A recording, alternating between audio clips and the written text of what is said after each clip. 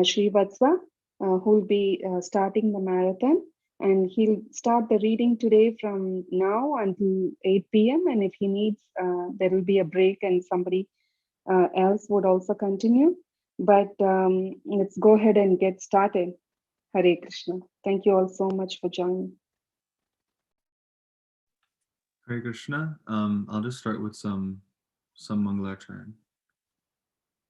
Om Agyanatimirandhasya Gyananjanashalakaya Chakshurunmiritam Yena Tasmai Shri Gurave Namaha Shri Chaitanya Manobhishtam Sthapitam Yena Bhutale Swayam Rupakada Mahyam Dadati Swapadantikam Vandeham Shri Guru Shri Yutapada Kamalam Shri Gurun Vaishnavamscha Shri Rupam Sagrajatam Sahagan Raghunathanvitam Tam Sajivam Sadvaitam Savadhutam Parijana Sahitam Krishna Chaitanya Devam Shri Radha Krishna Padan Sahagana Lalita Shri Vishakhanvitamscha He Krishna Karuna Sindho Dinabandho Jagatpate Gopesha Gopika Kanta Radha Kantanam Mustate Tapta Kanchana Gaurangi Radhe Vrindavaneshwari Vrishabhanusute Devi Pranamami Hari Priye Vancha Kalpatarubhyascha Kripa Sindhubhya Evacha Patitanam Pavanebhyo Vaishnavebhyo Namo Namaha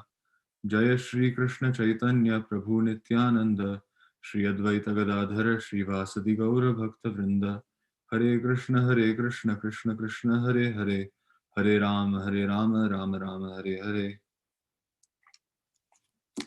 Okay, so we're starting at introduction. Introduction. Lord Ramacandra is not a mythical figure, an ordinary person, or even a very great human being.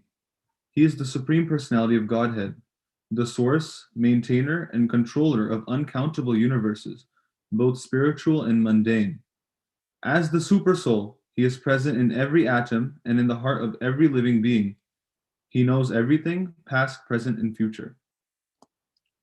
Lord Ram is fully replete with 6 opulences, namely strength, fame, wealth, knowledge, beauty, and renunciation. He is the reservoir of all auspicious qualities and is the ultimate goal of life for the yogis, renunciates, and especially the devotees who ever delight in glorifying his inconceivable pastimes.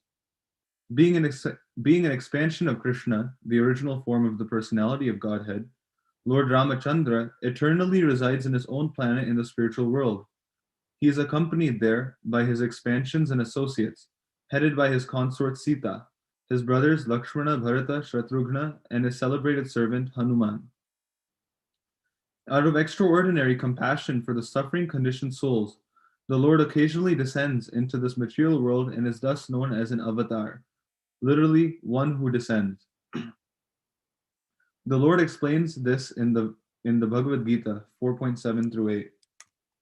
Yada yada hi dharmasya glanirbhavati bharata abhyutthanam adharmasya tadatmanam srijamyaham paritranaya sadhunam vinashaya cha dushkritam dharma samsthapanarthaya sambhavami yuge yuge. Whenever and wherever there is a decline in religious practice and a predominant rise of irreligion, at that time I descend myself to deliver the pious and to annihilate the miscreants, as well as to re-establish the principles of religion. I myself appear millennium after millennium. When the Supreme Lord comes to this world, he does so out of his own sweet will. Unlike the conditioned souls, he is not forced to take a body according to previous karma. Being far above the laws of karma and never even slightly under their jurisdiction, the Supreme Lord descends in his eternal Satchidananda form. Although I am unborn and my transcendental body never deteriorates, and although I am the Lord of all living entities, I still appear in every millennium in my original transcendental form. Bhagavad Gita 4.6. When the Supreme Lord descends, he shows his sublime nature by performing incomparable activities. When he came in his original form as Krishna, he killed many apparently unconquerable demons, held a Govardhan hill on the tip of his little finger for 7 days, when he was apparently only a small child, made the sun rise again after it had set, and took his friend Arjuna on a journey beyond the edge of the universe.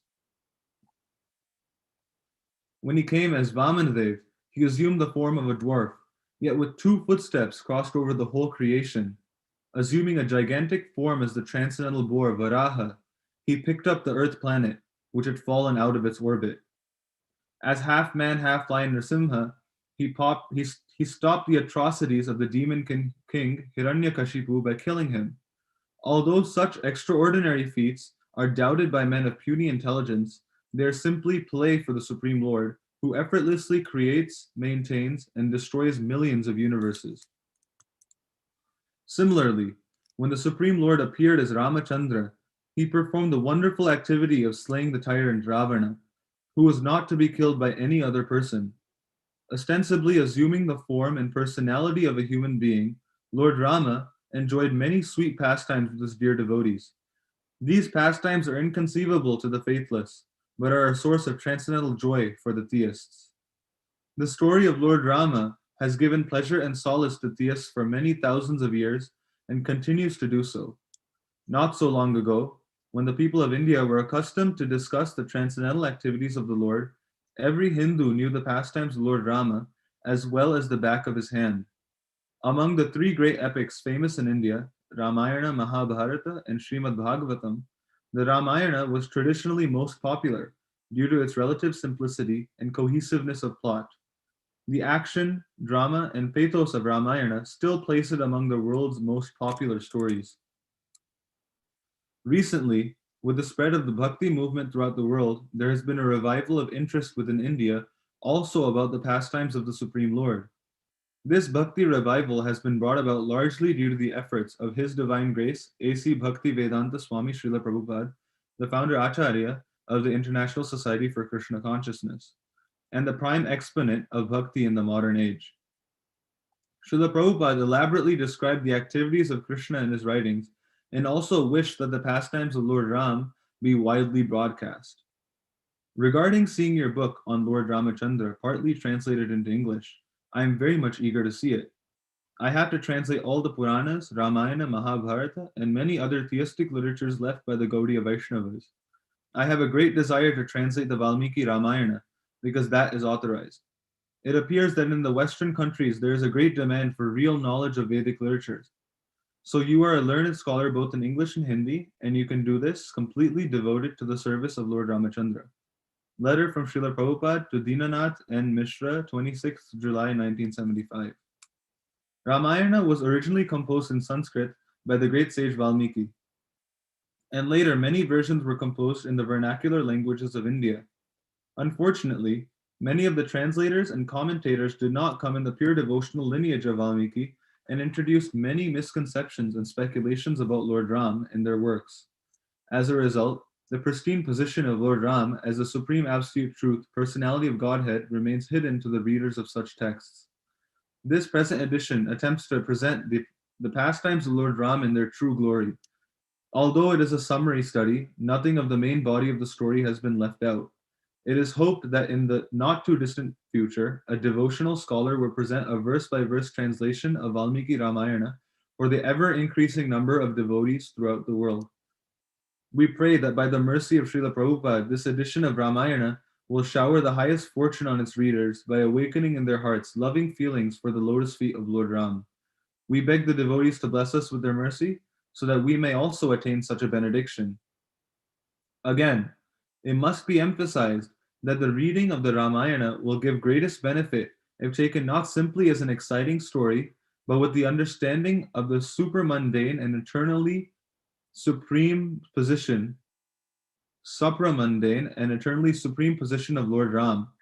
Those who read with this awareness will ultimately attain the greatest benediction of life, that of going back to Godhead.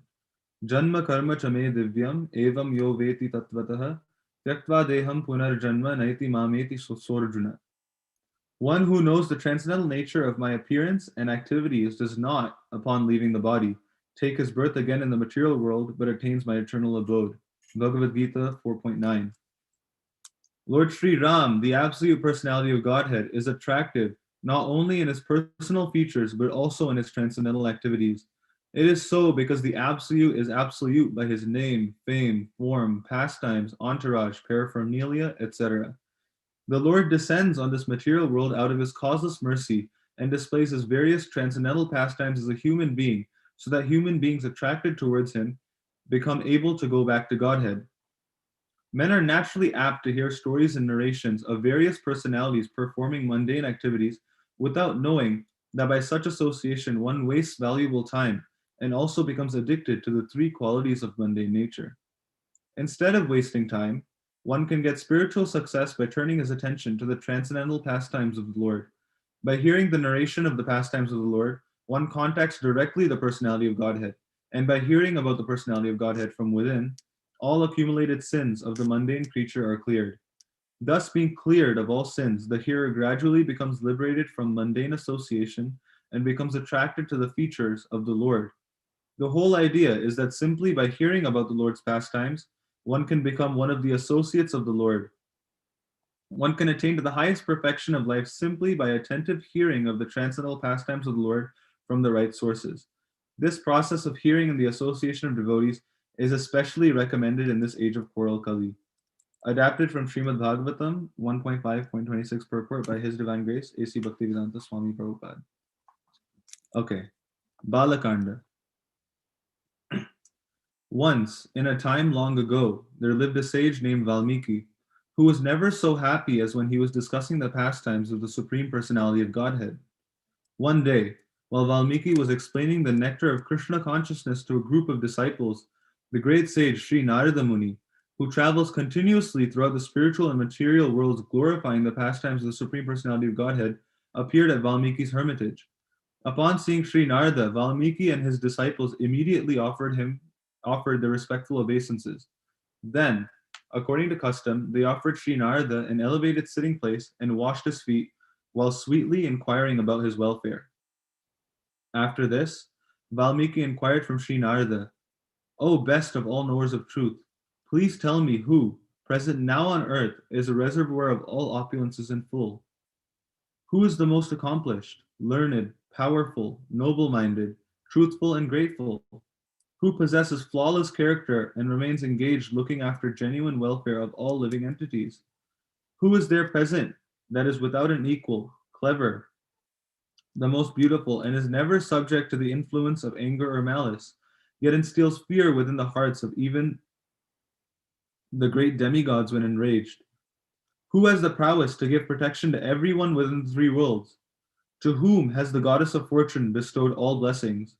O great sage, please answer my inquiries fully. The great sage Narada, who was able to know everything that happens within the three worlds, replied, O Rishi, there is an illustrious king by the name of Rama, who has appeared in the royal dynasty of Ikshvaku as the son of Maharaj Dasharatha. He is the embodiment of all transcendental qualities and the possessor of all opulences. Rama perfectly controls his senses and is the master of unlimited potencies. Rama has mighty arms that extend down to his knees, and his throat is marked with three auspicious lines like those on a canticle. He has high and broad shoulders, a wide chest, a beautifully formed head, a graceful forehead, powerful jaws, and deeply embedded collarbones. His eyes are large, he is majestically medium tall in stature, and all his limbs are well formed and symmetrical. His bodily complexion is dark greenish blue and has a great luster.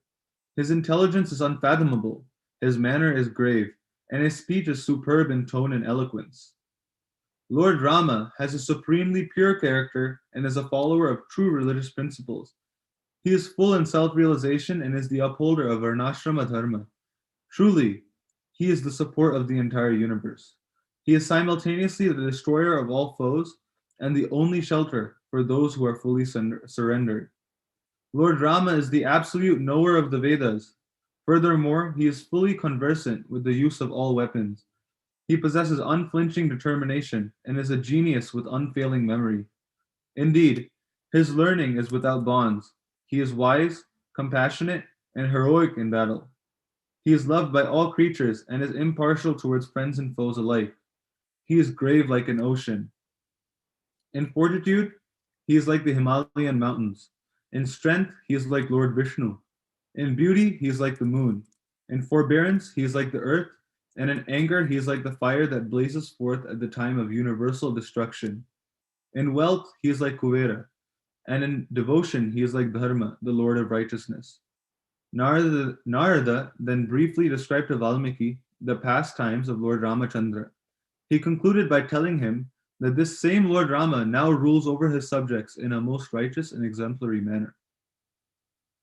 He explained that during the reign of Lord Ram, no one would suffer from any disease or mental disturbance.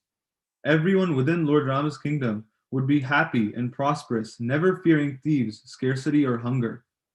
All the cities and villages would be filled with abundant grains, fruits, vegetables, and milk products. Indeed, the people would experience the same degree of piety and happiness that was exhibited during the Satya Yuga. There would be no natural disturbances like floods, earthquakes, or famine, and all the women would be chaste and never suffer widowhood. Lord Ramachandra will rule over the kingdom in this way for 11,000 years before returning to his supreme abode in the spiritual sky, Vaikuntha. After satisfying the inquiry of Valmiki Muni, which was for the benefit of the three worlds, Sri Narada again took up his travels, spreading the glories of the Supreme Lord. The sage Valmiki then journeyed to the banks of the river Tamasa, accompanied by his disciple Bharadvaj. At the river bank, Valmiki sat down to meditate upon the words of Sri Narada.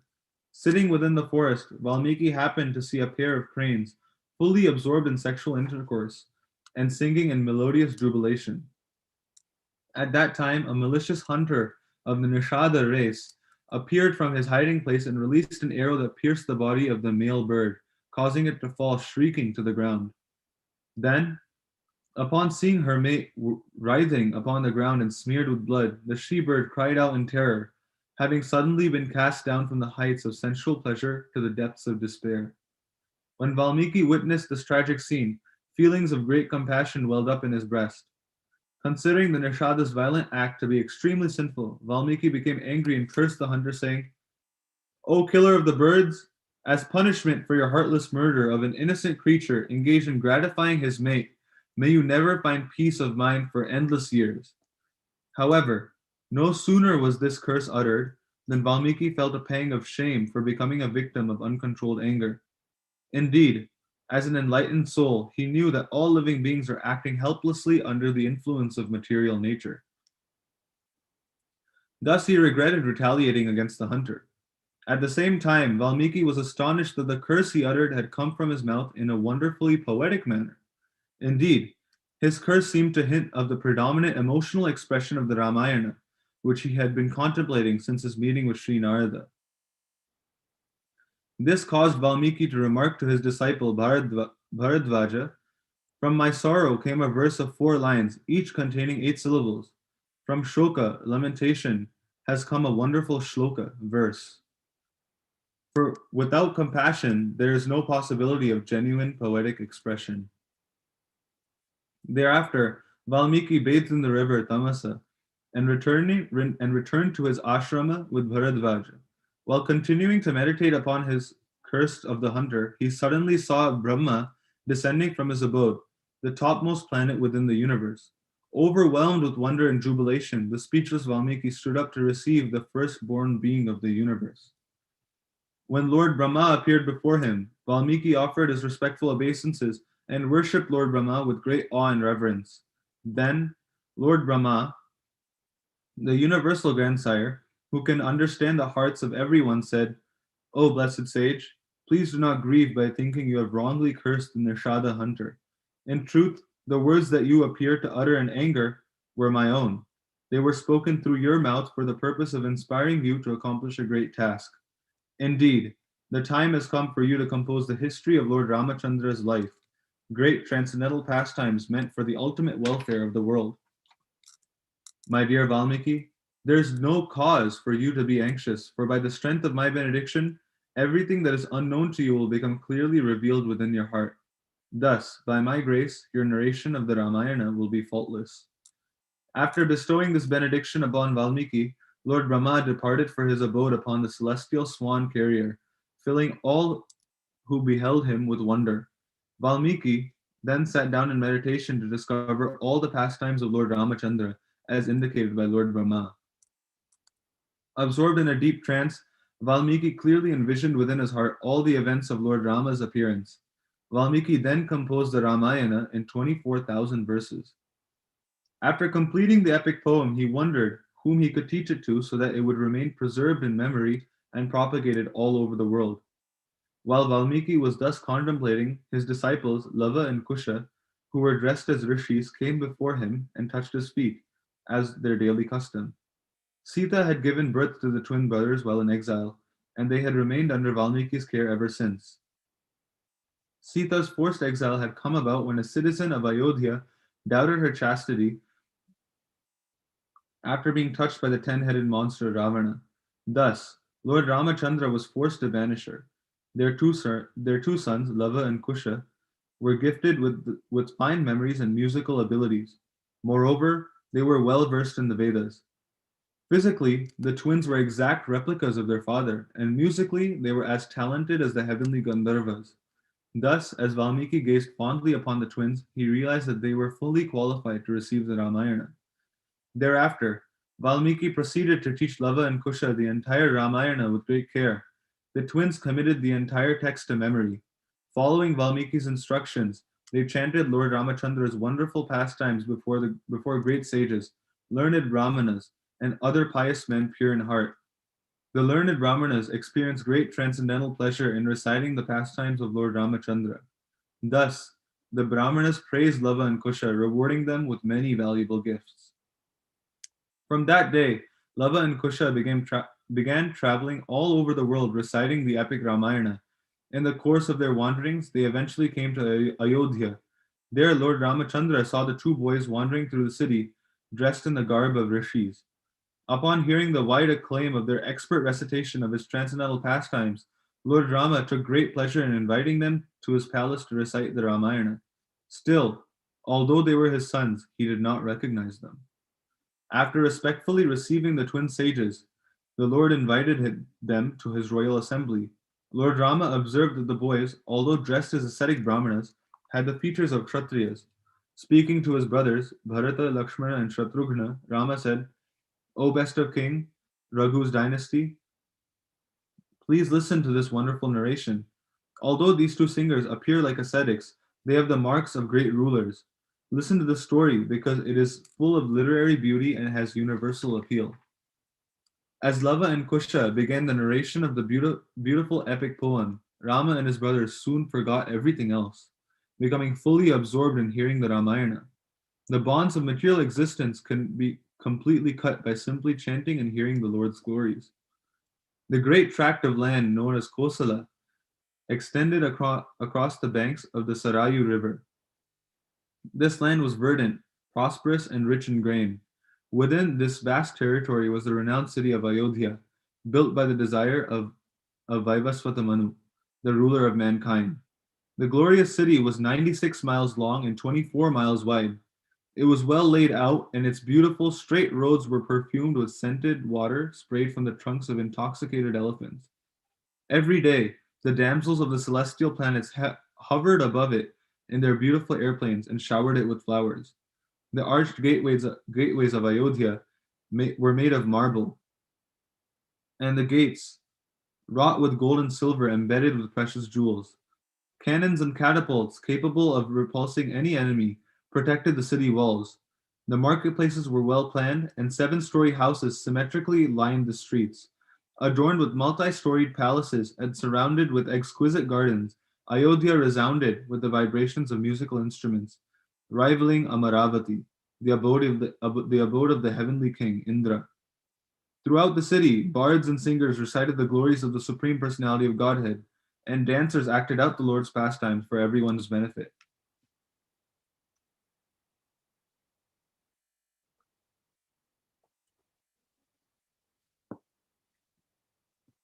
Within Ayodhya were many beautiful gardens abounding with flowers and shaded by fruit trees. Blue, red, and golden lotuses filled the ponds, and fountains shot water high into the air. Gentle breezes carried the aromatic spray from the fountains, cooling the citizens by their touch, and making even a hot summer day seem like spring. The sounds of cranes and peacocks could be heard everywhere. The water flowing through Ayodhya's streams and rivulets tasted as sweet as sugarcane sap, and it was not only for drinking, but for irrigating numerous mango orchards. Many houses and palaces, perfectly designed, were built of precious stones and decorated with flags and festoons. Their beauty rivaled the palaces of Vaikuntha. Thousands of warriors protected the great city, skilled archers, well versed in the use of weapons, and chariot fighters who were able to fight with thousands of men at a time. The streets leading into Ayodhya were always filled with travelers. Kings and princes from all parts of the world came to render their annual tribute and pay respects to the king of Ayodhya. Traders from near and far flocked to the markets to barter. Brahmana priests could often be seen pouring ghee into sacrificial fires and chanting Vedic hymns, proclaiming the glories of Lord Vishnu. Having mastered their senses and devoted themselves to truth, these Brahmanas were blessed with all good qualities. Maharaj Dashratha was the emperor of the entire world and was a great Rajarshi, considered almost on the level of a Maharshi. He was a formidable warrior capable of fighting alone with an unlimited number of opponents. Because he and the citizens were completely pious, Ayodhya was the picture of perfect Vedic civilization. Every imaginable opulence was exhibited in perfection, and material miseries coming from the results of sinful life were practically non-existent. In Ayodhya, the four social orders, namely the Brahmanas, Kshatriyas, Vaishyas, and Shudras, participated cooperatively for the peace and prosperity of the kingdom. No one cheated and no one was miserly. Arrogance, atheism, and harsh behavior and speech were conspicuous by their absence. Even though Maharaj Dashratha possessed such fantastic opulence and prestige, he remained unhappy. Try as he may, the king was unable to beget a son to continue his dynasty. Finally, after much deliberation, King Dashratha decided to perform a horse sacrifice for the purpose of getting a son.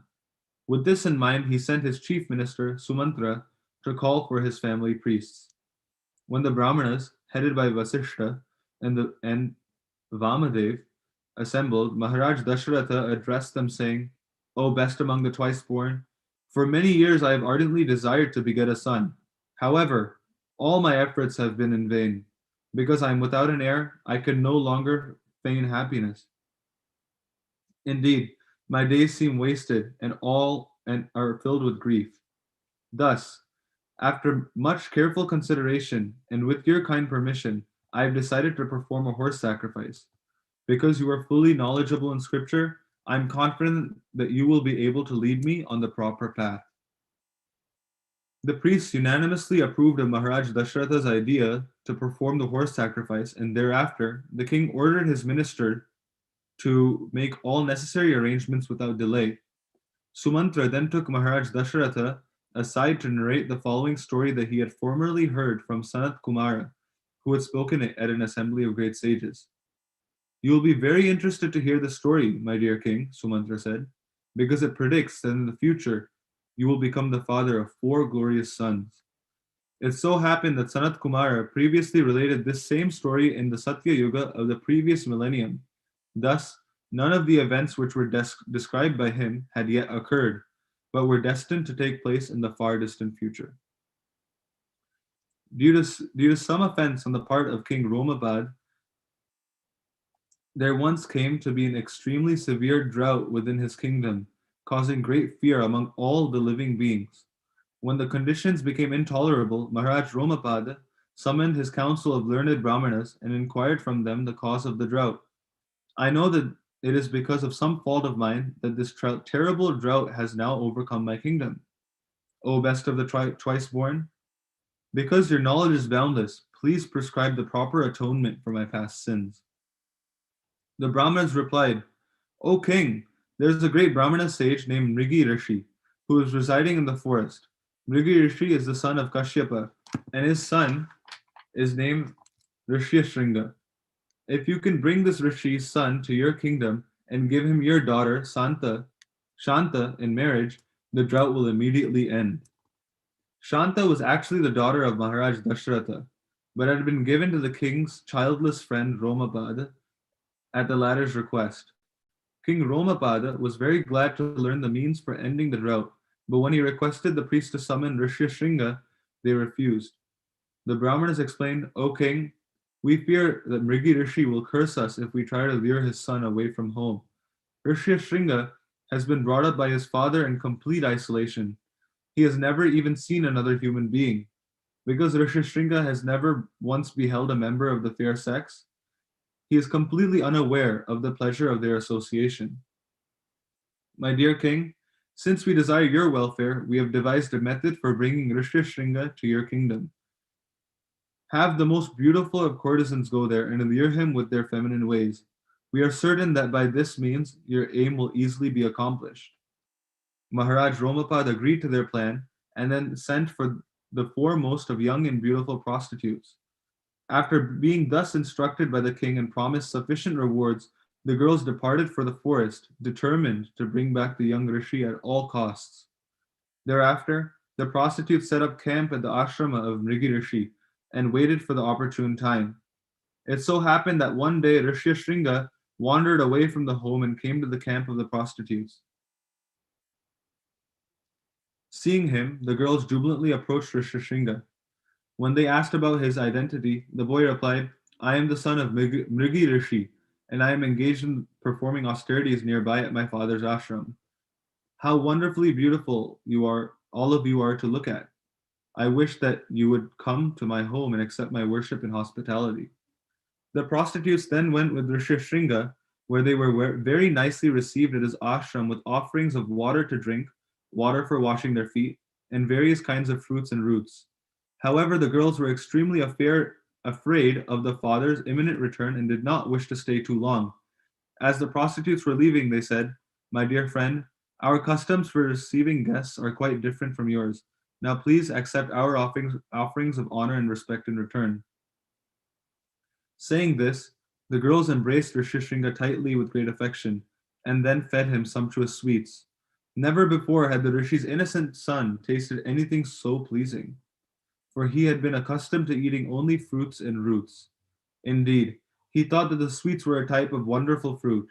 Moreover, since he had previously seen only his father, he took the prostitutes to be enchantingly beautiful men. After the girls departed, Rishyashringa began to experience feelings of unease and restlessness within his heart.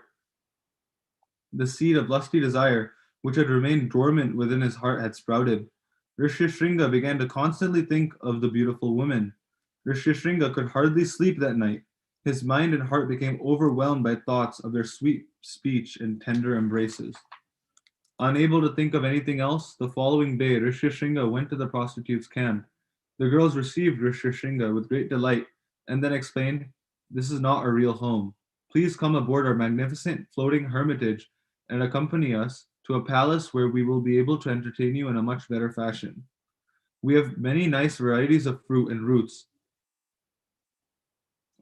We have many nice varieties of fruits and roots, and we shall pass the time so enjoyably that you will hardly be able to perceive how time is passing. Being captivated at heart, Rishyashringa unhesitatingly accompanied the prostitutes. Thus, the woman allured him back to the capital of Romapad within the kingdom of Anga. Indeed, even as Rishyashringa was being carried down the Ganga, Indra began to send forth showers of rain, giving joy to all the living creatures. As soon as he understood that Rishyashringa had arrived, King Romapad came out from his palace and bowed down before the young Rishi. Then, after worshipping Rishyashringa with great affection, Romapad escorted him into the inner apartments of his palace, where he presented his daughter to the Rishi in charity. When he could understand that Rishyashringa was fully satisfied, Maharaj Romapad begged for him the benediction that neither he nor his father would show their wrath towards him because of the duplicitous manner in which he had allured Rishyashringa away from his home. Rishyashringa gave the king his assurance, and thereafter the marriage between him and Shanta was celebrated with great festivity. After the wedding, the newly married couple continued to live in Maharaj Romapad's palace, and thus passed their days happily in royal comfort. Sumantra concluded this narration to Maharaj Dashratha. O king, Sanat Kumar predicted that you would take help from your friend Romapad by requesting him to allow Rishyashringa to come to the kingdom of Kosala and perform a horse sacrifice. It was further indicated that after the performance of the horse sacrifice, you would gain the fulfillment of your desires by receiving 4 incomparable sons.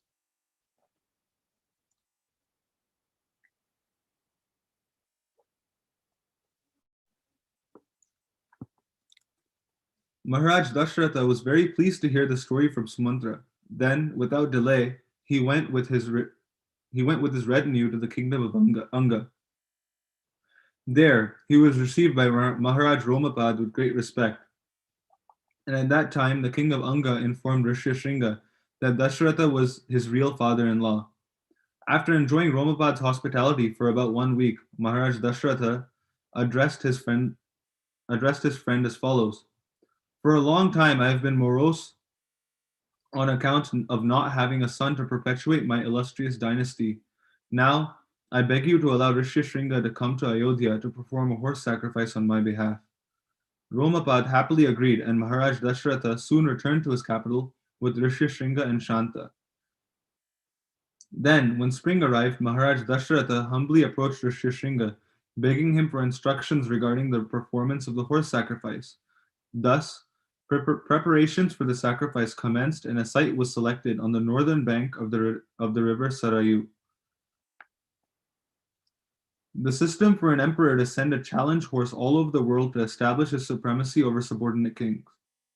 The horse would be accompanied by soldiers of the emperor, and upon its arrival in a kingdom, the local king would either have to offer tribute to the emperor's representatives or fight to capture the horse. Any ruling prince or king was at liberty either to express his tacit willingness to obey the emperor or to accept the challenge and thus disobey the supremacy of the particular emperor. One who accepted the challenge had to fight with the emperor's men and establish his own supremacy by victory.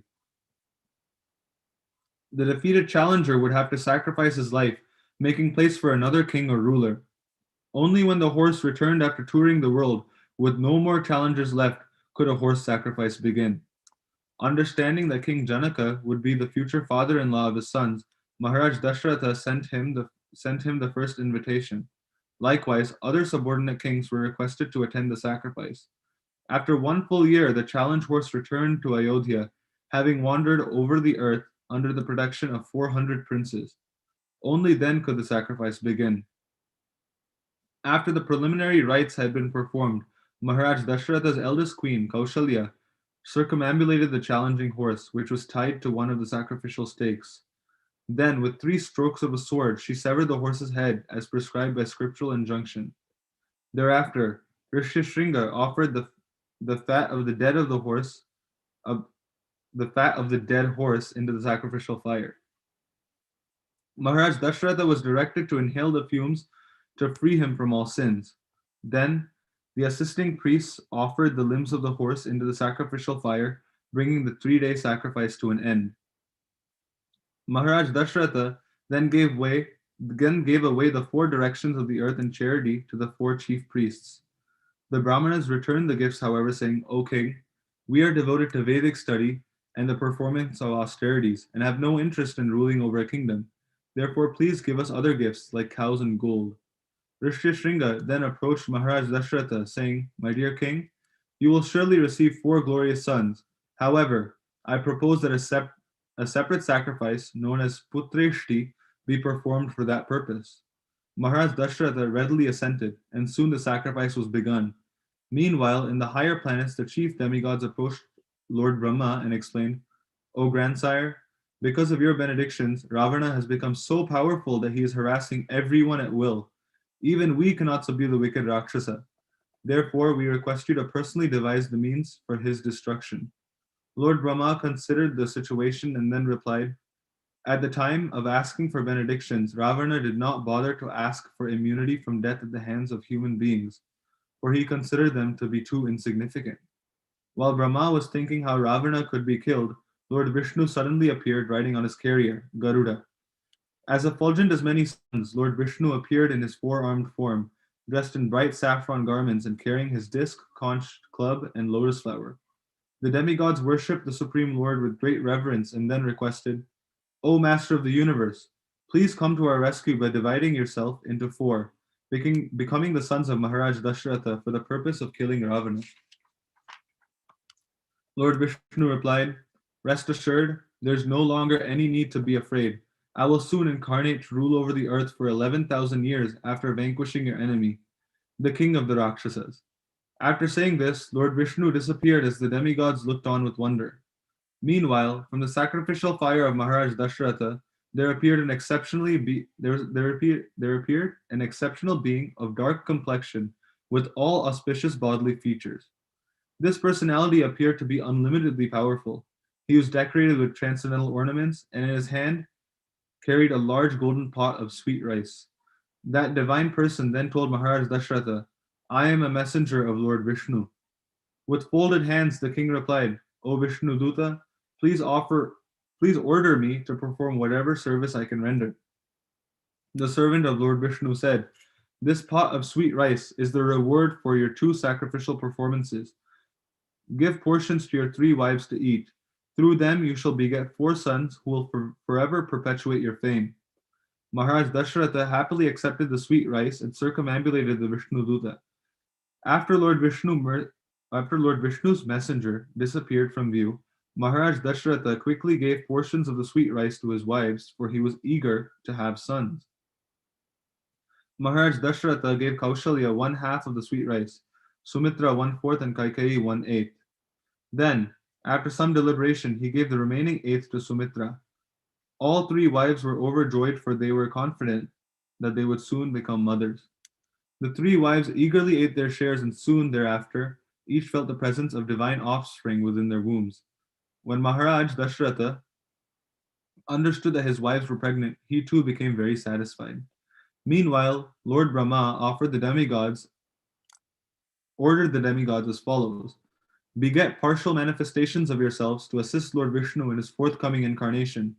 The children which you produce in the form of monkeys, by uniting with apsaras, she-monkeys, and female yakshas, nagas, vidyadharas, and other celestial beings, must be capable of assuming any form at will and must possess all other mystic powers.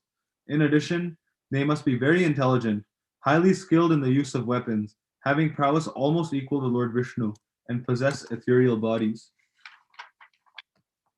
After receiving the order of Lord Brahma, Indra begot Vali, Surya begot Sugriva, Brihaspati begot Tara, Kuvera begot Gandhamada, Vishwakarma begot Nala, Varuna begot Sushena, and Vayu begot Hanuman. Besides these principal monkeys, many thousands of others took birth to assist Lord Vishnu in his mission.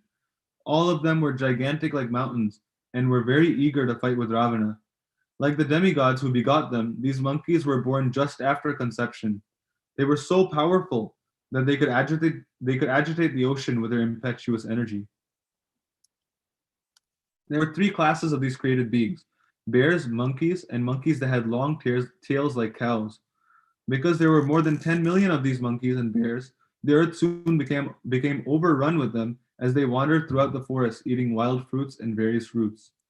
After the completion of the Putreshti sacrifice, the demigods, who personally came to accept their offerings, and the priests, Rishishringa and Shanta, departed for their respective residences. Then, after a pregnancy of 12 months, on the ninth day of the waxing bright fortnight in the month of Chaitra, Kaushalya gave birth to a son. This divine child had reddish eyes and lips, long arms, and was decorated with all auspicious markings. The son of Kaushalya represent 1/2 of the potency of Lord Vishnu. Soon thereafter, a son representing 1/4 of the prowess of Lord Vishnu was born of Kaikeyi, Maharaj Dashratha's youngest queen. Then, 2 days after the appearance of Kaushalya's son, Sumitra gave birth to two twins, each representing 1/6 of the potency of Lord Vishnu.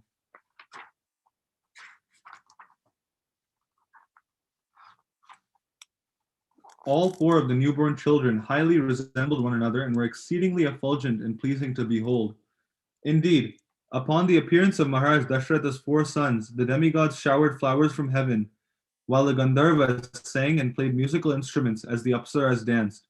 In Ayodhya, there was a great festival as musicians, dancers, and actors crowded the streets, with all the citizens participating in the merrymaking. 13 days after the birth of Kaushalya's child, Vasishta Muni, the family priest of Maharaj Dashratha, performed the name-giving ceremony. The fortunate Rishi named the son of Kaushalya Rama, while the son of Kaikeyi was named Bharata. The twin sons of Sumitra were named Lakshmana and Shatrughna. Thereafter, Vasishta took charge of performing all the purificatory rituals for the sons of Maharaj Dashratha, culminating with the sacred thread ceremony. Under Vasishta's guidance, all four brothers became masters of the Vedas, great heroic warriors, and reservoirs of all godly qualities. From birth, however, Rama outshone his brothers in all respect. Quite naturally, he became the favorite son of Maharaj Dashratha. Likewise, from childhood, Lakshmana was very attached to Ram. Similarly, Ram was not willing to eat anything or even go to sleep without Lakshmana. Whenever Rama went hunting, Lakshmana unfailingly accompanied him. Shatrughna and Bharata were also very dear to each other and thus inseparable. After Rama, Lakshmana, Bharata, and Shatrughna completed their education. Maharaj Dashratha began to consult with his family priest, Vasishta, about their marriages. During one such discussion, the great and powerful Brahmarshi, Vishwamitra, arrived in Ayodhya. When he entered the palace, Maharaj Dashratha and Vasishta immediately got up from their seats to greet him. After worshipping Vishwamitra properly, Dashratha brought him into the court and seated him on a throne. Maharaj Dashratha greeted Vishwamitra saying, O foremost of saintly persons, may all your endeavors to conquer repeated birth and death meet with success. I consider your coming here as a welcome gift, as nectar placed in one's own hands, as torrential rainfall after a long drought, as the birth of a son for one who was childless, as the recovery of a great treasure that was considered irrevocably lost, or as the joy one feels on a festive occasion.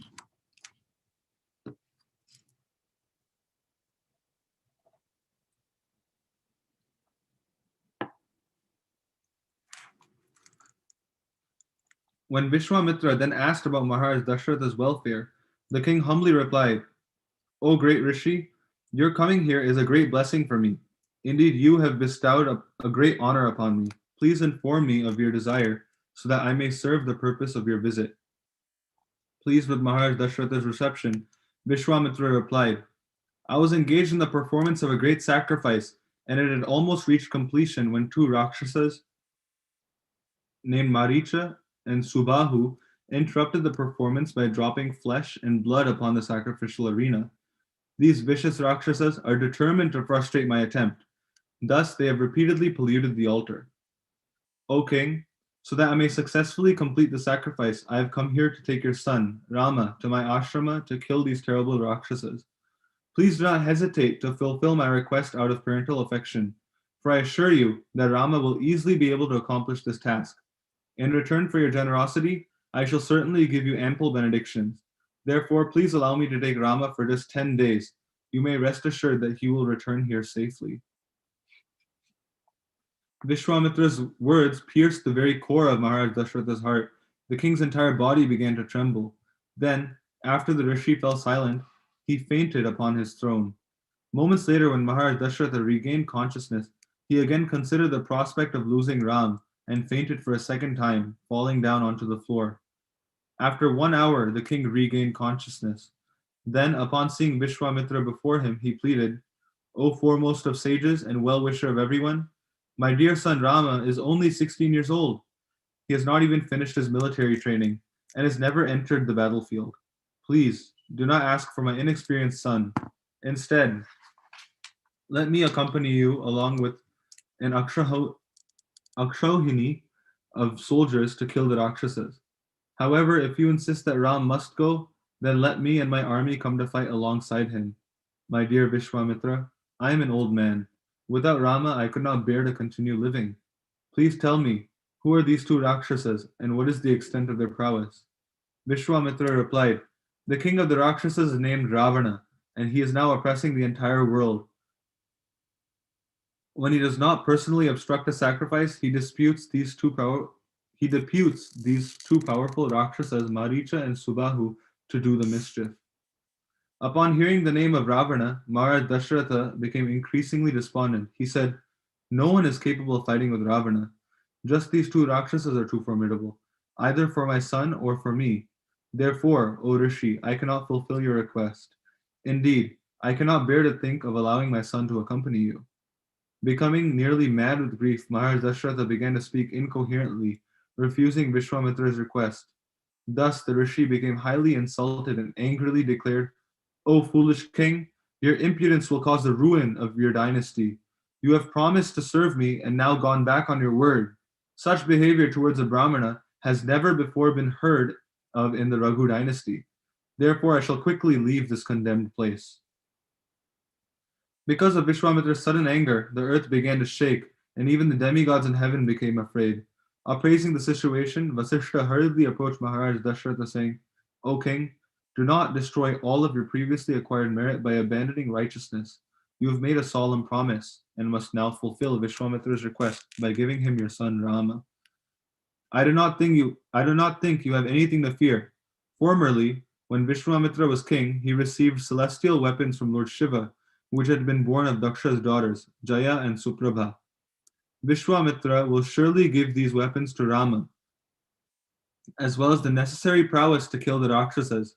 Indeed, Vishwamitra could easily kill Maricha and Subahu himself, but he is seeking Rama's help just to enhance the glory of your son." After hearing his preceptor's words, Maharaj Dasharatha's fears subsided, allowing his mind to again become balanced. Thus pacified, the king agreed to Vishwamitra's proposal. Maharaj Dasharatha then summoned Ram to the royal court. Because the two were inseparable, Lakshmana also presented himself before his father.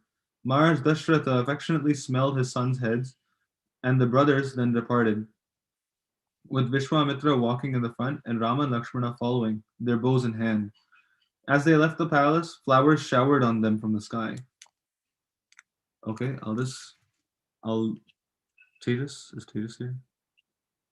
Yeah, I'm here. Okay, Tejas will be reading till 8. It's after, well, we're after walking along the banks, right? Yes. Okay. After walking along the banks of the river Sarayu for 12 miles, Vishwamitra stopped and said, "My dear Ram, please sip some water for purification.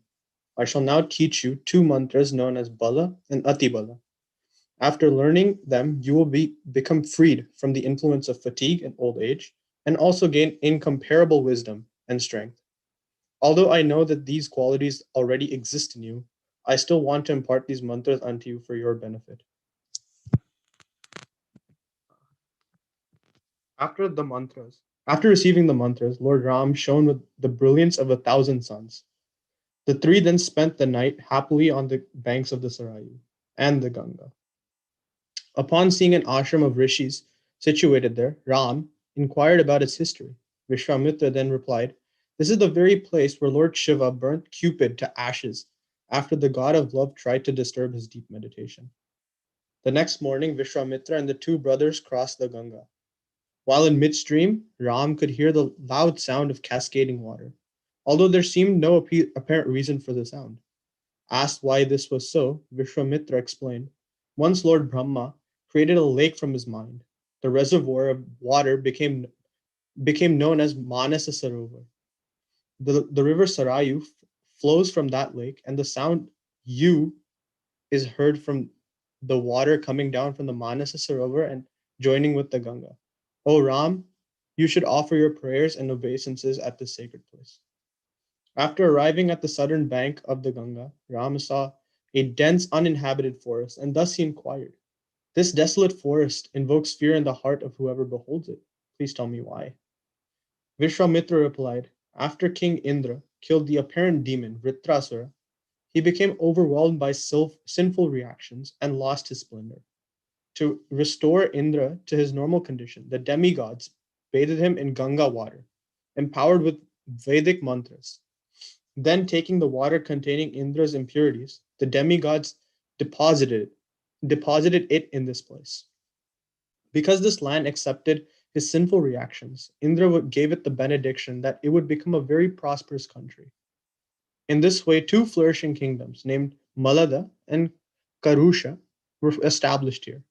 Later on, however, a wicked Rakshasi named Tartaka came here and began to terrorize the citizens. The Rakshasa woman was the wife of Sunda, and their son is Maricha, whom I have brought you to kill.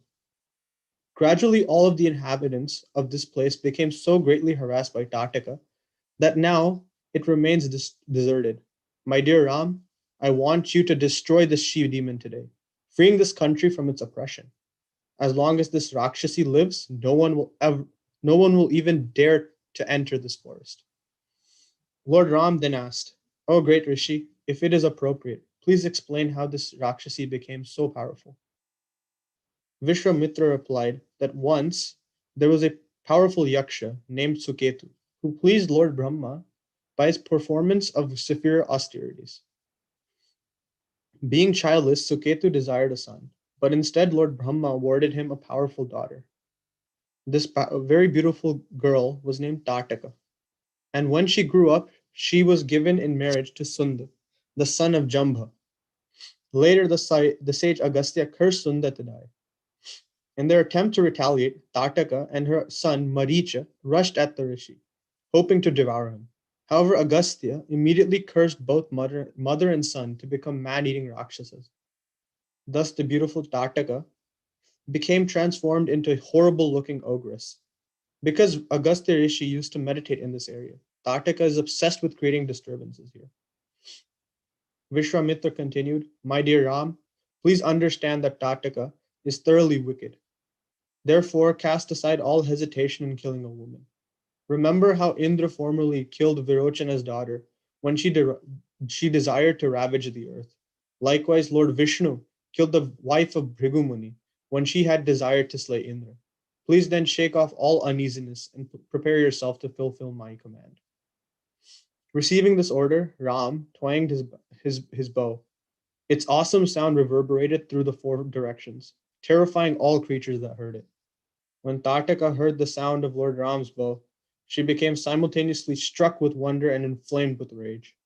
She rushed madly toward the place from where the sound had emanated. When Ram saw her approaching, he exclaimed, O Lakshmana, just see this hideous and gigantic creature. She is so horrible that pious hearts break at the sight of her. Still, since this Rakshasi is a woman, I shall not kill her. Instead, I will render her harmless by cutting off her hands, feet, nose, and ears. Thus mutilated, she will not be able to commit further crimes. Rushing forward, Tataka created a dust storm that temporarily blinded Ram and Lakshmana. Then, using her powers of illusion, Tataka created a shower of stones. Regaining his composure, Ram smashed all the rocks to pieces and then quickly cut off Tataka's arms. Simultaneously, Lakshmana cut off Tataka's ears and Ram urging the tip of her nose.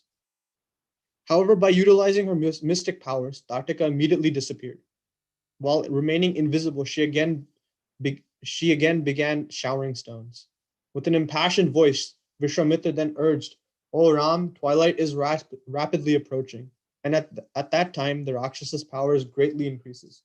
Therefore, give up your merciful attitude and kill Tataka at once. As Ram released a shower of arrows, Tataka suddenly became visible and rushed toward him. Undisturbed, Ram selected an especially powerful golden arrow from his quiver and shot it at the demoness. Although Tataka rushed forward at the speed of Indra's thunderbolt, Rama's single blazing arrow pierced Tataka's chest, causing her to fall to the ground dead, making a tumultuous sound. From the heavens, the demigods applauded and threw down showers of flowers. The Gandharvas and Apsaras began to sing and dance in ecstasy, and great rishis praised the prowess of Lord Ram. The demigods headed by Indra then approached Vishwamitra in private and said, O Rishi, because Ram has a very important mission to accomplish on our behalf, you shall now impart to him all your knowledge of celestial weapons. After saying this, the demigods disappeared, and Vishwamitra, Ram, and Lakshmana happily spent the night there. The next morning, Vishwamitra imparted unto Ram his complete knowledge of celestial weapons. When Ram received the mantras for these celestial weapons, the weapons appeared before him in their personified forms, saying, O Ram, please give us your order. What service can we do for you? Ram replied, My request is that all of you appear before me when I think of you. Okay, you can continue, Srivatsa.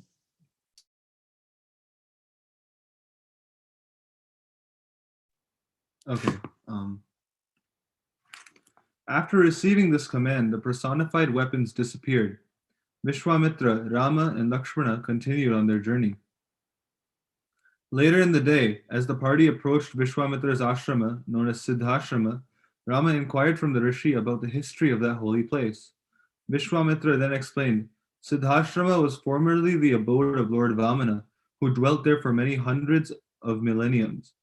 Once the demigods came to see Lord Vamana, requesting him to approach Bali Maharaj, who was engaged in performing sacrifices.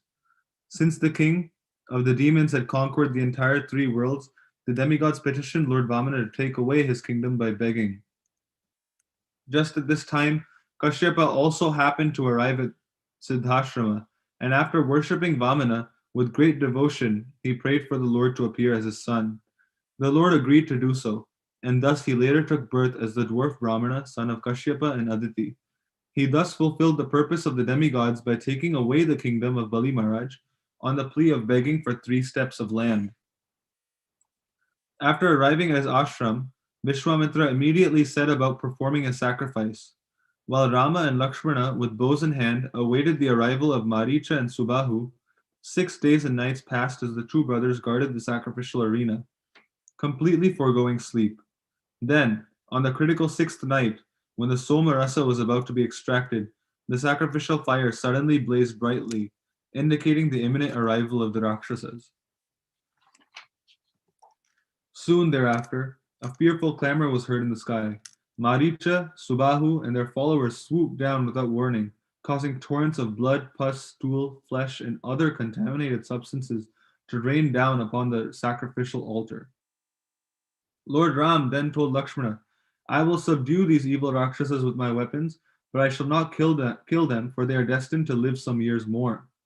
Rama discharged a mighty weapon that struck Maricha in the chest and flung him 100 yojanas into the middle of the ocean, but didn't kill him.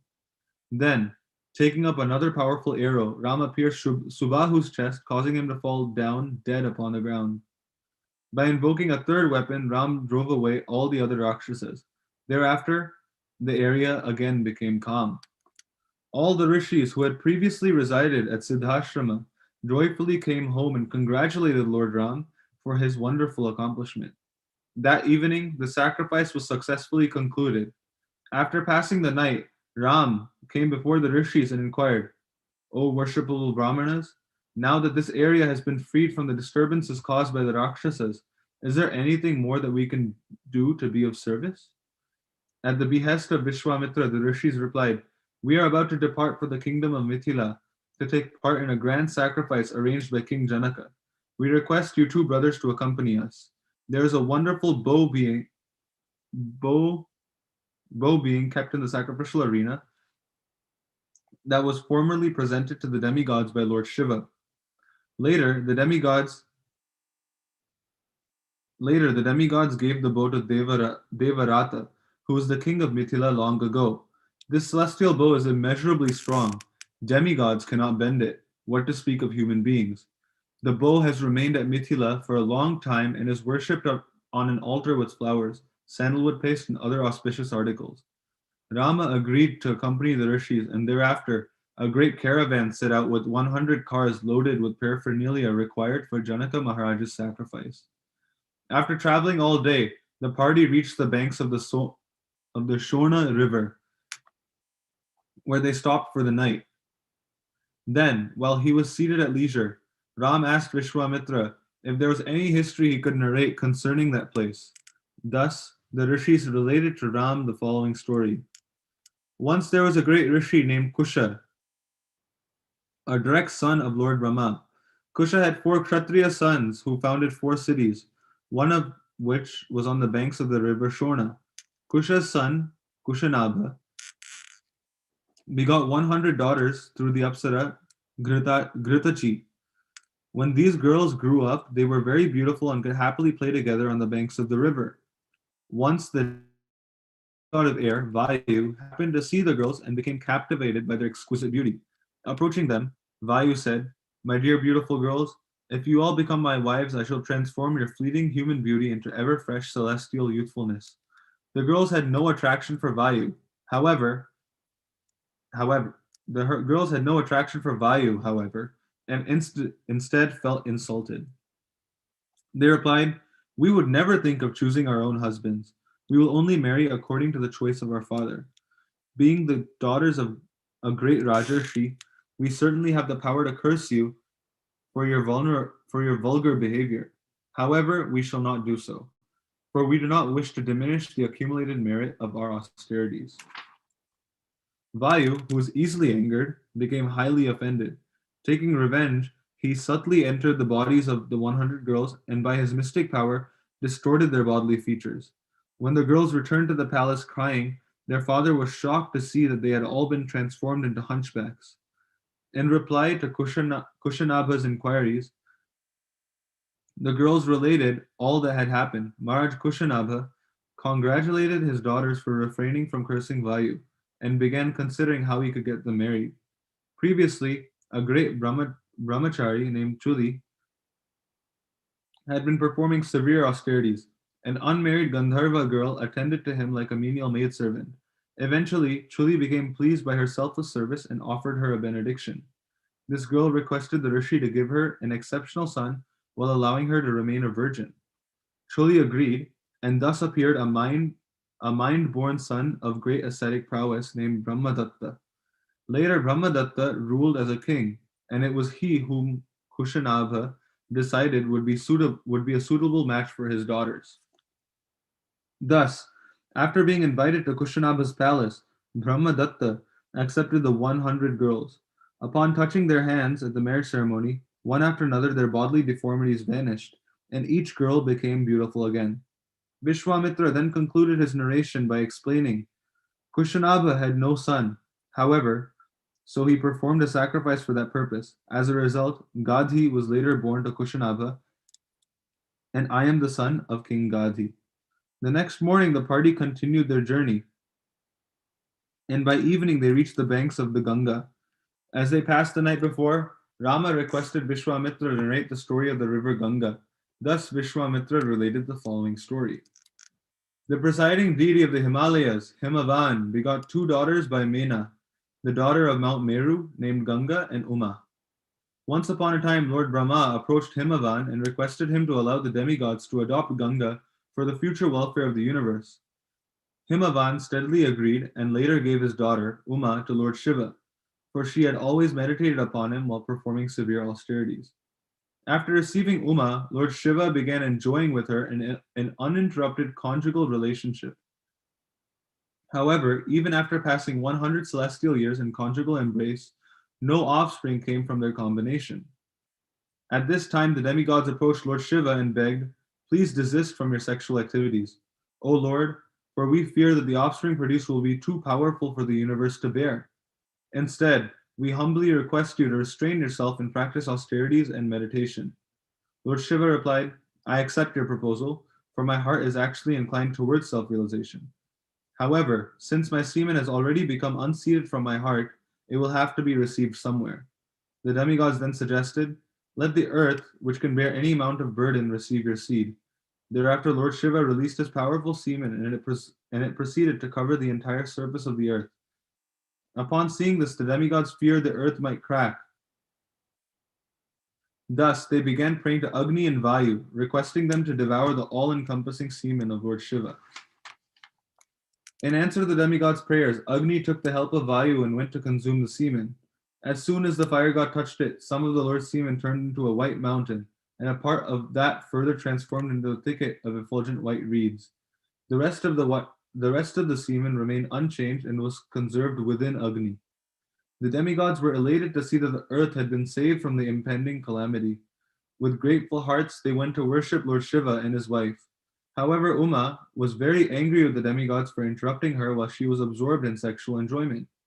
Seeing the demigods before her, Uma cursed them, saying, "May all your wives become barren. Likewise, let the earth not only remain childless, but also come to have an uneven surface and be ruled over by numerous kings." Thereafter, Lord Shiva and Parvati retired to the northern Himalayas to perform austerities. Some time later, when the demigods were being harassed by the demons, they approached Lord Brahma, hoping to acquire a formidable military commander. In reply to the demigods' plea, Lord Brahma advised them, "Because of Parvati's curse, you are unable to produce a child to serve your purpose.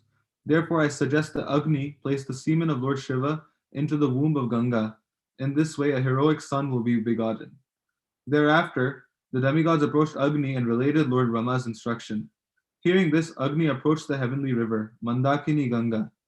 He then requested her to accept the semen of Lord Shiva, which he had been holding for a long time.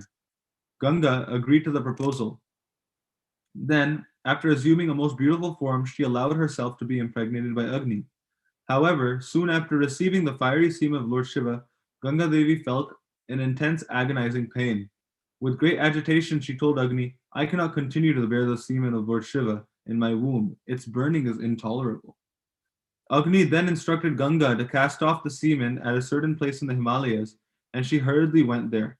In this way, the semen of Lord Shiva, which had acquired a shiny golden luster because of its contacting Ganga Devi, fell to the thicket of white reeds on the White Mountain. In this way, a wonderful child was born. Other portions of the semen that fell upon the earth transformed into gold and silver mines. Indeed, because of the fierce energy of Lord Shiva's semen, mines of copper and iron were created in distant places. After the birth of the child, the demigods brought 6 goddesses, called the Kritikas, to nurse him. They assured the women that the baby would come to be known as their son. For this reason, the child became to be known as Kartikeya. The boy was also called Skanda, to flow, because he had fallen from the womb of Ganga. Because he saw 6 mothers before him, the baby assumed 6 faces to suck breast milk from all of them. Skanda was so strong that when he was only 1 day old, he killed many fierce demons, as the commander-in-chief of the demigods. Vishwamitra then related to Rama the story of King Sagara, who long ago ruled the world from his capital, Ayodhya. Because Maharaj Sagara was unable to beget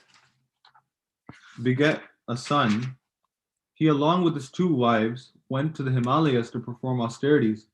After some time, the king was benedicted by the great Rishi, Bhrigu, with the boon that he would receive a son by one wife, who would become the perpetuator of his dynasty, while his other wife would give birth to 60,000 more sons. Hearing this, the 2 queens questioned Bhrigu Muni who would receive the 1 son and who would receive the 60,000 sons.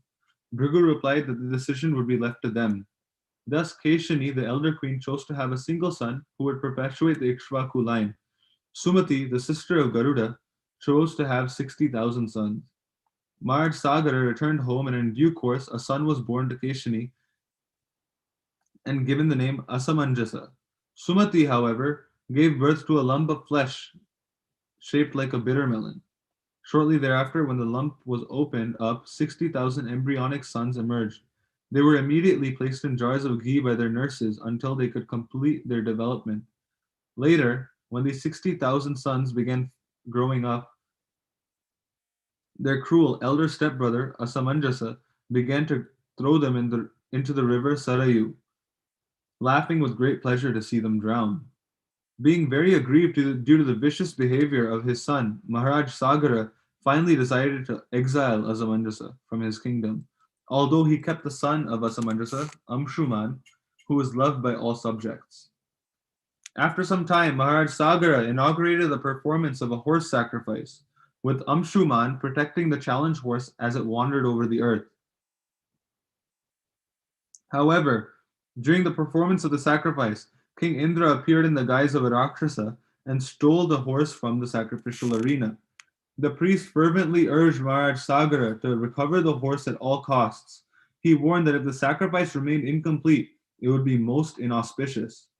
Maharaj Sagara then ordered his 60,000 sons to search the entire earth for the horse, allotting each of them 1 square yojana. He further instructed his sons that if the horse could not be found elsewhere, they should look below the earth. Thus, as Maharaj Sagara and his grandson Amshuman waited at the sacrificial arena, the 60,000 princes searched the entire earth. When they were unable to find the horse anywhere, the sons of Sagara began digging into the earth. This, however, upset the inhabitants of the lower world, such as the Nagas. Indeed, after the earth herself became extremely disturbed, even the earth herself became extremely disturbed. Seeing this, the demigods approached Lord Brahma and petitioned him to set the right situation. Lord Brahma pacified the demigods, explaining that since the earth was a consort of Lord Vishnu, The Lord, in his form of Kapila, would soon annihilate all 60,000 sons of Sagara. Even after digging up the earth and killing many living beings in the process, the sons of Sagara could not find the sacrificial horse and thus returned to their father disappointed. When the 60,000 princes inquired from their father what they should do next, the king ordered them to continue digging further down until the horse was found. The sons of Sagara resumed their excavation of all four quarters of the earth's surface and soon came to see the four colossal elephants that protect the four directions and support the earth. These gigantic elephants support the entire weight of the earth upon their backs, and when due to exhaustion, they sometimes shake their heads for relief. It creates earthquakes. Finally, after penetrating the earth all the way down to Rasatala, the sons of Sagara came upon Lord Kapila sitting in meditation, while nearby the sacrificial horse stood grazing peacefully. Sagara's sons assumed Kapila to be the thief. Thus they angrily took up their digging implements and rushed to kill him. Seeing this act of aggression, Kapila became angry. Then simply by uttering the mantra, hum, he reduced the 60,000 sons of Sagara to ashes. After a long time, when his sons had not returned, Maharaj Sagara sent his grandson, Amshuman, to search for his 60,000 sons and the sacrificial horse. By following the path his uncles had taken, Amshuman came to the passage excavated by them. After entering the earth, Amshuman came upon the great elephants and inquired from them about the whereabouts of his uncles. In reply, the elephants assured him that by continuing down the passage, he would soon come to know everything. At last, Amshuman reached the place where the ashes of the sons of Sagara lay. Seeing this, he became overwhelmed with grief. Amshuman found a sacrificial horse nearby and decided to first offer water for the departed souls of his uncles before returning to his grandfather. Unfortunately, there was no water to be found in that place. While Amshuman was thinking what to do, Garuda suddenly appeared and said, "My dear Amshuman, do not grieve for your uncles. Their deaths are untimely meant for achieving a glorious purpose. The sons of King Sagara will be instrumental in bringing the sacred river Ganga down to earth for the welfare of all people. Your uncles were burned to ashes by the great sage Kapila. When their remains are washed over by the waters of the Ganga,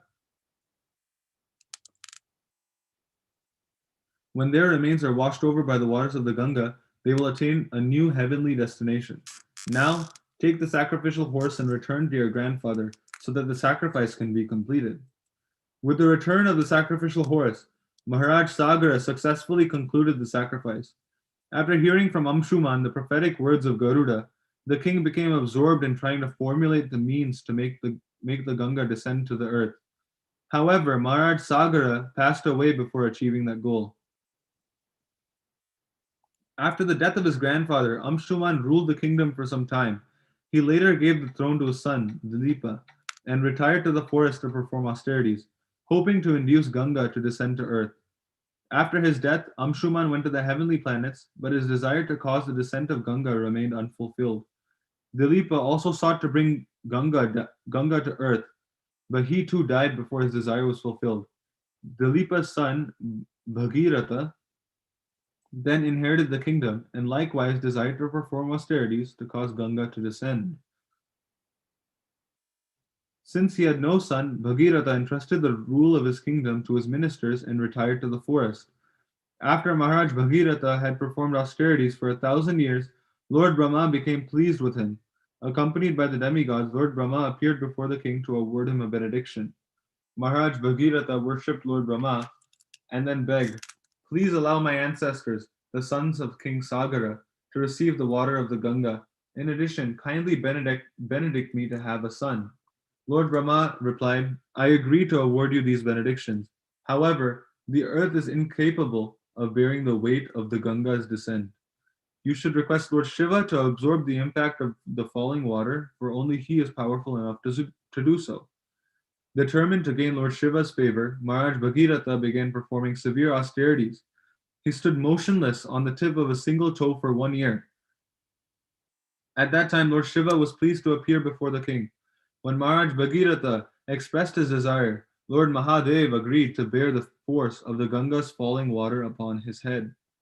Soon afterwards, the Ganga began to descend toward earth from her course in the heavenly planets. All the demigods assembled to witness the spectacle. However, when Ganga Devi saw Lord Shiva prepare to take her upon his head, she considered that his contact would contaminate her. Thus, upon seeing the expression of disgust displayed by Ganga Devi, Lord Shiva became insulted. In retaliation, he angrily captured her and concealed her waters within his matted hair, thwarting her descent to earth. When Maharaj Bhagirath saw how Ganga had become entangled, he resumed his austerities. Finally, Lord Shiva gave up his anger and released Ganga Devi, allowing her to fall into the Bindu Sarovar in the Himalayas. Afterwards, the Ganga split into 7 streams. 6 of these formed other rivers, while the 7th followed Maharaj Bhagiratha as he stood upon his royal chariot. While wending her way through various lands, it so happened that the Ganga inundated the sacrificial arena of the great sage Jahnu. Becoming excited with rage, the rishi swallowed up the entire river. Upon seeing this, the demigods were struck with wonder. They then approached Jahnu and requested him to release Ganga Devi on the condition that she would become known as his daughter. The rishi agreed, and thus the Ganga was able to continue her journey. Finally, the Ganga reached the site that had been excavated by the sons of Sagara. By entering that great crevice, the Ganga went down to Rasatala. In doing so, she submerged the ashes of Sagara's 60,000 sons, enabling them to reach their heavenly destination. Lord Brahma appeared once more before Maharaj Bhagiratha and declared, "O king, your mission has now been accomplished. From this time forward, the Ganga shall be known as your daughter, Bhagirathi." After thus delivering his forefathers, Maharaj Bhagiratha returned to his capital, resumed ruling over his kingdom. Thus, the entire night passed away as Vishwamitra narrated to Ram the fascinating story of the river Ganga and her descent to earth. When the morning arrived, Ram expressed his eagerness to cross the Ganga and continue the journey. The caravan was soon made ready to depart. After reaching the far bank of the Ganga, the caravan traveled on and eventually came to the city of Vishala. When Lord Ram requested Vishwamitra to speak about the dynasty of kings that ruled the city, the rishi narrated the following story. The demigods and demons are by nature inimical toward one another. Once, following the advice of the Supreme Personality of Godhead, the demigods executed a truce with the demons for the purpose of churning nectar from the sea. This was done with the understanding when the nectar was churned, both sides would share it equally. Thus, both the demons and the demigods, desiring to become immortal, started for the ocean of milk, taking with them Mandara mountain and Vasuki. By the expert arrangement of the Supreme Personality of Godhead, the demon held the snake near the mouth, and the demigods held his tail. Vasuki, with his thousands of eyes and mouths, breathed the smoke and blazing fire, which severely wounded the demons. Thus, the demons, who appeared like trees burned by a forest fire, gradually became powerless. Because the demigods were also affected by the blazing breath of Vasuki, their bodily luster diminished, and their garments, garlands, weapons, and faces were blackened by smoke. However, by the grace of the Supreme Personality of Godhead, clouds appeared on the sea, pouring torrents of rain, and strong breezes carried particles of water from the sea waves, thus giving relief to the demigods. Because of the mountain's great weight, the demigods and demons became fatigued, and some were dying. Thus, because Mandara mountain was very heavy and was not held by any support, it sank into the ocean. In this way, the prowess of both the demons and the demigods was vanquished. The Supreme Personality of Godhead, Vishnu, then appeared on the back of his carrier, Garuda. The Lord appeared like a blackish cloud, wearing a garland of flowers. He was dressed with yellow garments and earrings that shone on his ears like lightning. His eyes were pinkish, and his hair was spread all over his shoulders. By his mercy, he brought the demigods and demons back to life. The Lord then lifted the mountain with one hand and placed it on the back of Garuda. Then he sat on the mountain, and Garuda carried him to the spot of the churning place and placed the mountain in the middle of the sea. The Lord then asked Garuda to leave, because as long as Garuda was present, Vasuki could not come there. The Supreme Personality of Godhead, appearing in his incarnation as Kurma Avatara, a gigantic tortoise, supported the mountain upon his back as he lay at the bottom of the ocean. Then Lord Vishnu used his strong, glorious arms, which award fearlessness throughout the universe, and took hold of Vasuki like a rope and began churning the ocean, using the Mandara mountain as a churning rod. Engaged in this way, the Lord appeared like the beautifully situated mountain named Indranila. The mountain moved back and forth, scratching the back of Lord Tortoise, who, while partially sleeping, was experiencing an itching sensation. Lord Vishnu then further expanded himself in a gigantic form and supported the top of Mount Mandara with one hand to keep it steady. As the churning resumed with great force, the fish, sharks, tortoises, and snakes became agitated.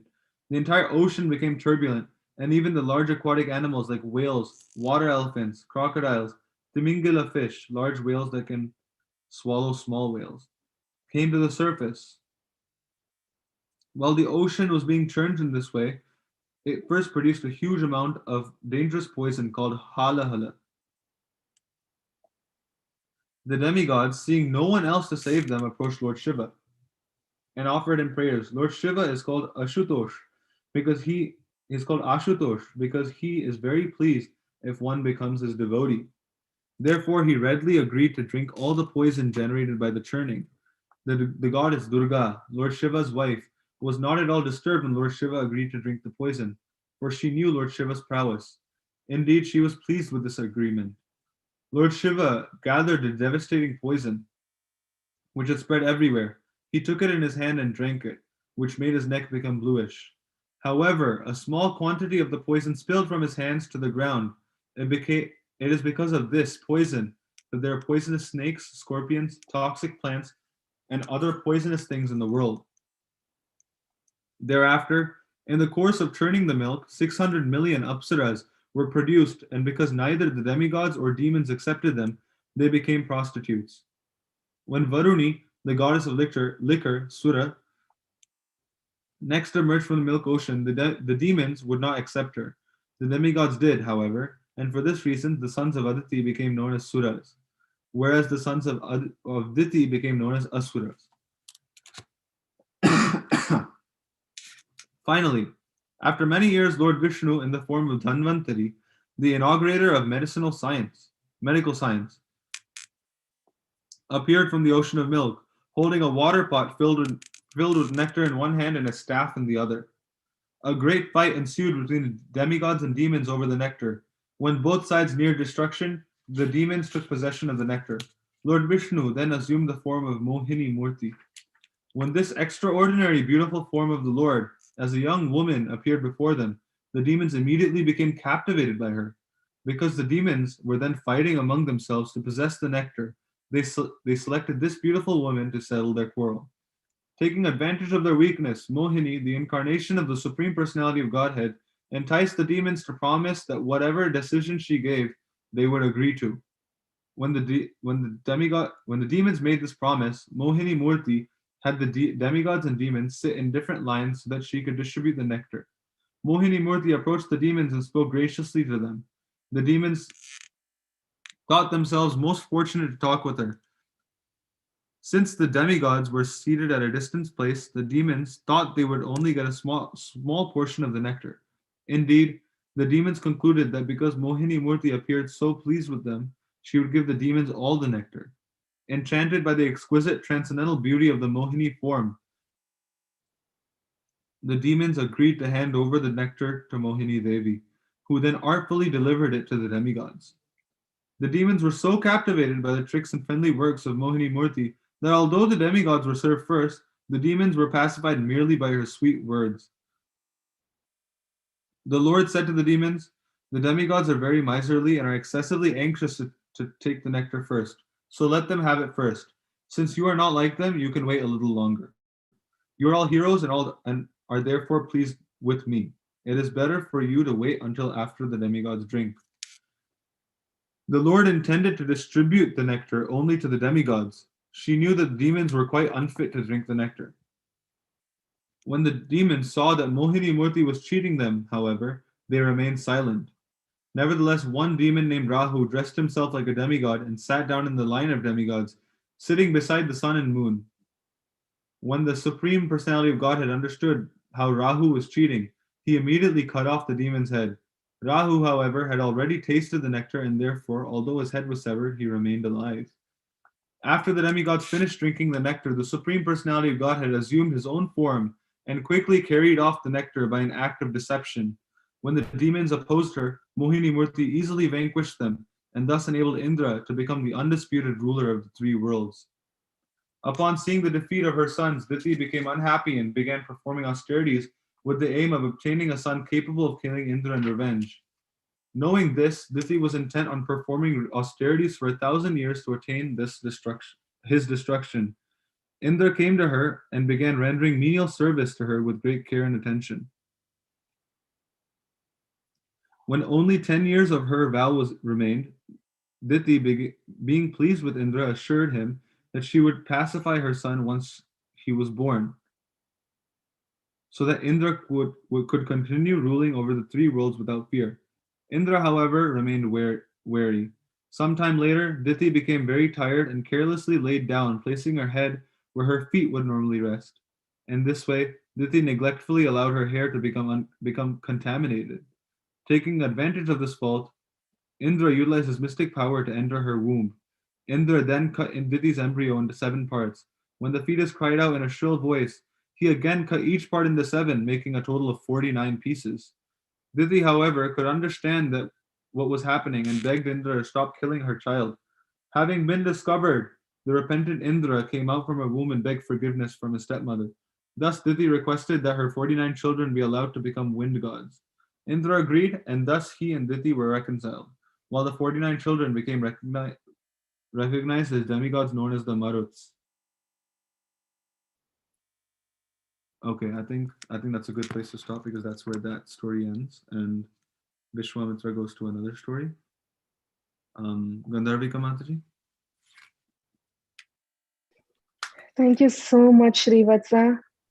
Thank you for the and Tejas, and that's a big job to do this. And we will continue this reading during the week classes, weekday and weekend classes at ISV. What was your experience, Srivatsa? What do you want to say about the reading and about the Ramayana in general? I had heard Ramayana a lot every year during Ram Navami time, but I'd never sat down to read it. It gave me the reading made me very happy. I was very happy because it seems like at the all in all, Krishna is so aloof from everything at the same time. It just made me it just brought a smile to my face because Krishna was he's very aloof from everything that's going on in the material world, but at the same time he also cares for his devotees. So it was very nice, Mataji, to say the least. Thank you so much for sharing. Yes, go ahead, Hare please. Krishna, Srivatsa. This is Govind. This is very nice. I was able to, thanks to your narration and Tejas, I was able to hear this. It's very satisfying, definitely. Hare Krishna. Thank you, Prabhu.